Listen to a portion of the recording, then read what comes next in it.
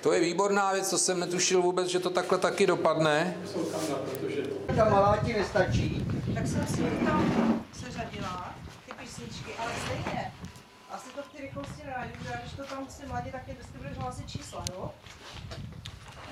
Máš ty čísla, jak já říkám. A pro mě ty čísla máš napsaný, nemáš? Nemám, já jsem na tebe ale zapomněla. Tak takhle to si nastavoval zatím, tak proto se mi to zdálo tak veliký.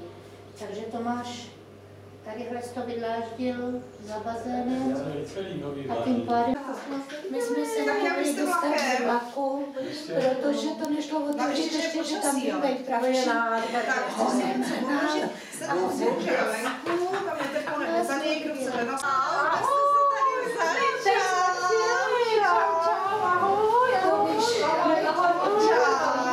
Tak dáte si kávu zrovna, vaříme?